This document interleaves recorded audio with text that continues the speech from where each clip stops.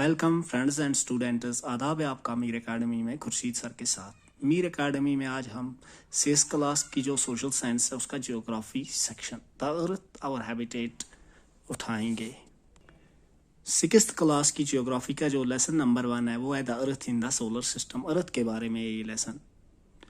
तो सबसे पहले इस लेसन में ये बताया गया है हमें कि हम अगर शाम के वक्त आसमान की तरफ देखेंगे तो हमें आसमान पे कुछ चंद डॉट्स, कुछ मतलब छोटे छोटे नुक्ते जैसे चमकीले नुक्ते दिखाई देंगे और आहिस्ता आहिस्ता इनकी तादाद बढ़ने लगेगी और ये तादाद इतनी बढ़ जाएगी कि चंद लम्हों के बाद, कुछ वक्त के बाद हम इनको गिन नहीं पाएंगे। यानी आसमान पे इतने ये चमकीले तारे पैदा हो जाएंगे, सारा आसमान इनसे भर जाएगा। कुछ इनमें ज़्यादा चमकीले होंगे, कुछ डिम होंगे यानी कम चमकीले।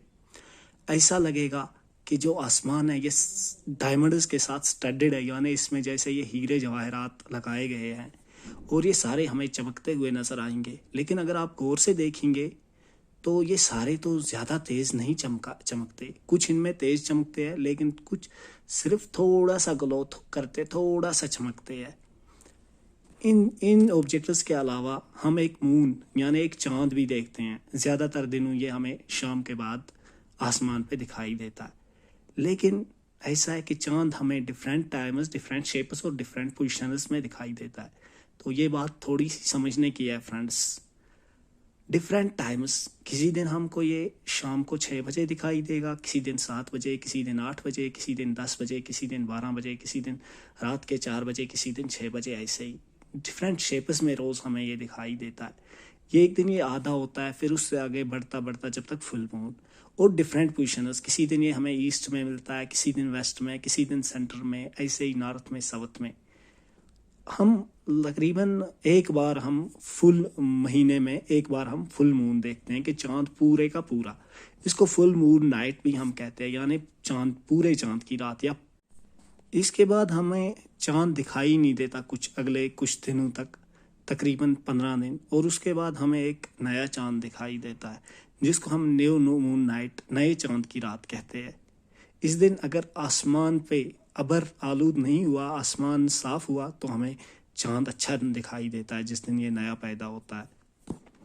क्या आप कभी हैरानी हुई है दोस्तों, क्या आपको कभी हैरानी हुई है कि हम चांद और ये बाकी ये तारे जिनको हम कहते हैं चमकीली चीज़ें, ये दिन में क्यों नहीं देख सकते? ये इसलिए है क्योंकि दिन में सन लाइट जो होती है, सूरज जो होता है, इसकी रोशनी बहुत ज़्यादा होती है, इसलिए हमें बाकी चीज़ों की, तारों, जो तारे होते हैं और चांद, वो दिखाई नहीं देते। जो सन है, सूरज, चांद, सन, मून और ये बाकी जो चमकीले तारे आसमान में शाम को हमें दिखाई देते हैं, इनको हम सेलेस्टियल बॉडीज़ कहते हैं। कुछ सेलेस्टियल बॉडीज़ बड़ी होती है साइज़ पे और गर्म होती है अंदर से, ये गैसों की बनी होती है। इनकी अपनी खुद की हीट और लाइट होती है, खुद की गर्मी और रोशनी, और ये अपनी रोशनी और गर्मी बाहर छोड़ते हैं। ऐसी सेलेस्टियल बॉडीज़ को हम स्टार्स कहते हैं। सन भी एक स्टार है। इसका मतलब ये हुआ कि जो सन है, सूरज, इसकी खुद की गर्मी भी है और रोशनी भी है, जो ये हमें देता है ना। जो ये हज़ारों लाखों की तादाद में चमकते हुए स्टार्स हैं आसमान में, ये भी हमारे सन, सूरज की तरह है। लेकिन फिर इनकी रोशनी या गर्मी हमारे तक क्यों नहीं पहुंचती? क्योंकि ये तारे जो है ना, ये स्टार्स, ये हमसे बहुत दूर है और बहुत छोटे भी है, इसलिए इनकी गर्मी और रोशनी हमारे तक नहीं पहुंचती। फ्रेंड्स, आपने देखा होगा कि जब हम किसी चीज़ को बहुत दूर से देखते हैं, डिस्टेंस से, तो वो छोटी लगती है। ऐसे ही ये तारे भी हमें बहुत छोटे लगते हैं। क्या आपने एक एरोप्लेन देखा है? जब ये ऊंचाई पे, बहुत ऊंचाई पे हवा में उड़ान भर रहा होता है तो ये हमें कितना छोटा दिखता है। जब हम नाइट स्काई, रात को आसमान को देखते हैं तो हम वहाँ पे पैटर्न्स, बहुत सारे सितारों को एक जगह ग्रुप में देखते हैं। इनको कॉन्स्टलेशंस कहते हैं। उर्सा मेजर या बिग बियर भी ऐसी एक कॉन्स्टलेशन है।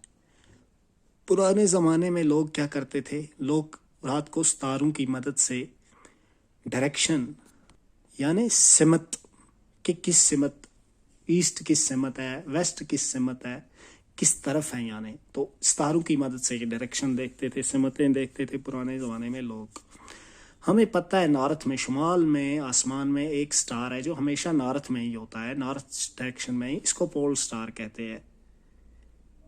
ये हमेशा सेम पोजीशन में ही रहता है। कुछ सेलेशियल बॉडीज ऐसी भी है जिनकी अपनी गर्मी और रोशनी नहीं है, उनको स्टार से, दूसरे स्टार से वो रोशनी हासिल करते हैं और गर्मी, उनको प्लैनेट्स कहते हैं।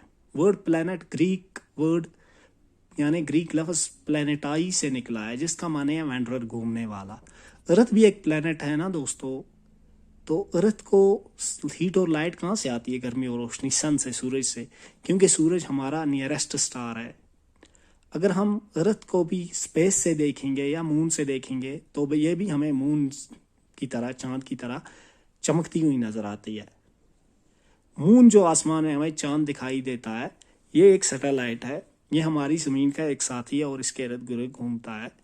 हमारी ज़मीन की तरह 7 और प्लैनेट है, ये भी रोशनी और गर्मी सूरज से ही हासिल करते हैं। इनमें से कुछ प्लैनेट्स के अपने चांद भी है। द सोलर सिस्टम, जिसको हम निज़ाम शमसी कहते हैं, सोलर। तो फ्रेंड, सोलर सिस्टम क्या है? सन, एट प्लैनेट्स, सैटेलाइट्स और कुछ सेलेस्टियल बॉडीज जैसे एस्ट्रॉयड्स और मीटरॉइड्स, सूरज, प्लैनेट, चांद और कुछ चीज़ें जो एस्ट्रॉयड्स और मीटरॉइड्स, ये सारे निज़ाम शमसी को मिलकर, ये सारे मिलकर निज़ाम शमसी बनाते हैं। इन सब का जो ये है ग्रुप, इसको हम निज़ाम शमसी, सोलर सिस्टम कहते हैं। इसको हम एक सोलर फैमिली भी कहते हैं और सन इनका फैमिली का हेड है, यानी सूरज इस फैमिली का हेड है। सूरज इस फैमिली का बड़ा वडेरा है। तो हम सूरज के बारे में पढ़ते हैं। सूरज क्या है? सूरज सोलर सिस्टम के सेंटर में है। ये बहुत ही ह्यूज है, बड़ा है और एक्सट्रीमली हो गया बहुत ज़्यादा हॉट गैसेस, गर्म गैसों का बना हुआ है। It provides a pulling force that binds the solar system. इसमें एक पुलिंग फोर्स है अपनी तरफ खींचने की, जिससे ये सोलर सिस्टम को खींच के रखता है ताकि सोलर सिस्टम एक साथ अपनी जगह पे महफूज रहे। सन जो है ये इस तमाम सोलर सिस्टम में अल्टीमेट सोर्स है। ये जरिया है हीट एंड लाइट का, गर्मी और रोशनी का। ये सोलर सिस्टम की तमाम जो गर्मी और रोशनी है ये सन से आती है आखिरकार। फिर अगर सूरज इतना सबसे ज़्यादा गर्म है दुनिया में, तो हमें ज़मीन तक इसकी ज़्यादा गर्मी क्यों नहीं लगती? क्योंकि ये हमसे बहुत दूर है। कि हमसे लगभग 150 मिलियन किलोमीटर ज़मीन से, ये अर्थ से दूर है, 150 मिलियन किलोमीटर।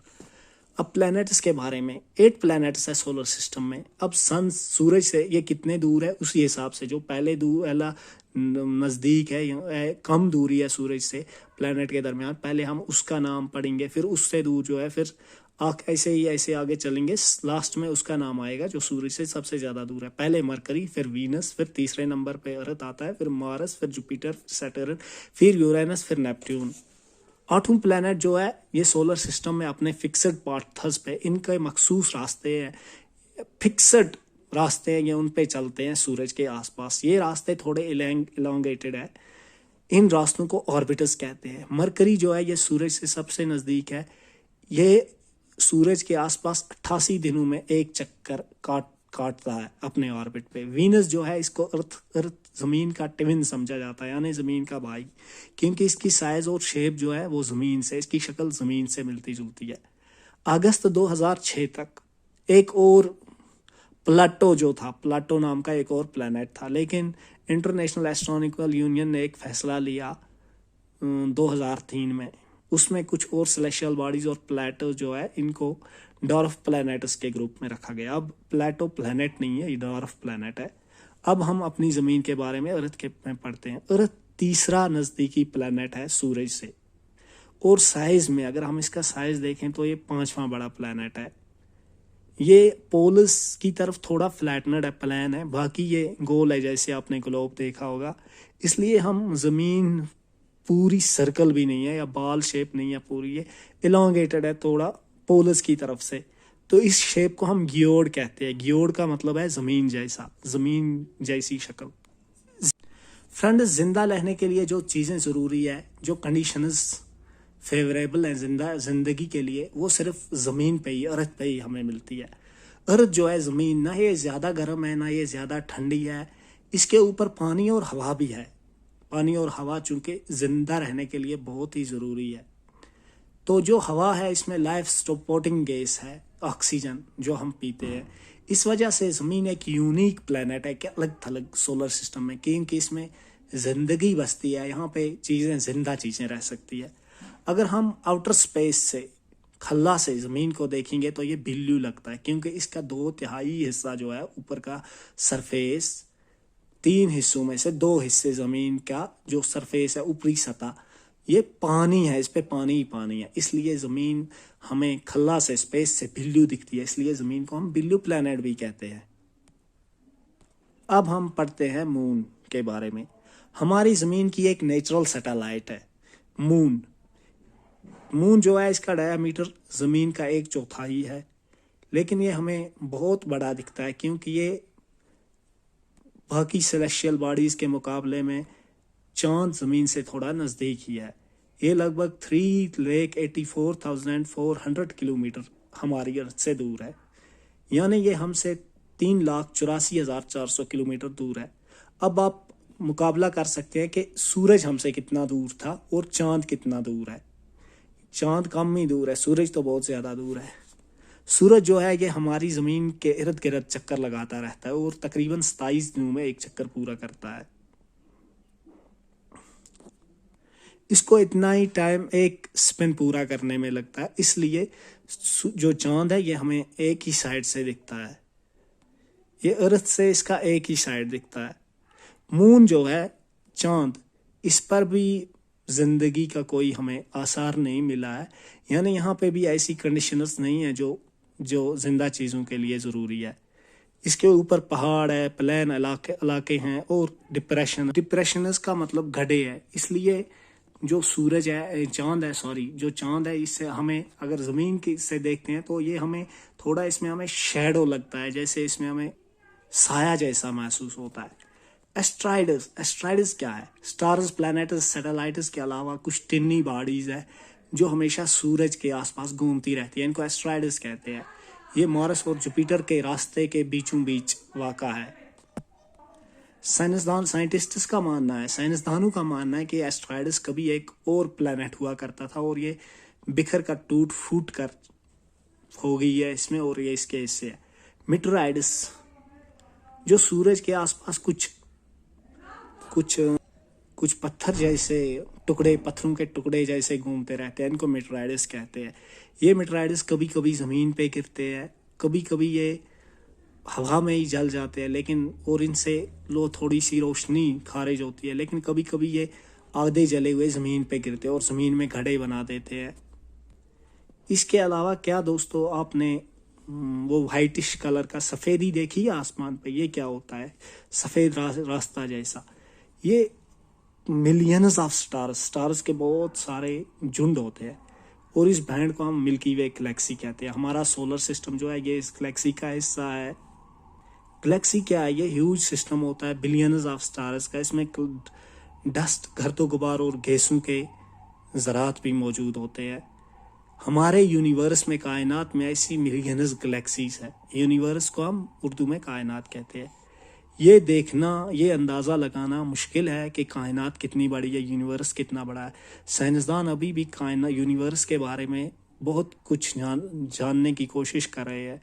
हमें ये तो नहीं पता कि इस कायनात का, इस यूनिवर्स का साइज़ कितना है, लेकिन हमें ये पता है कि आप और मैं सब इस कायनात का हिस्सा है। तो फ्रेंड्स, नेक्स्ट वीडियो में हम आगे बढ़ेंगे।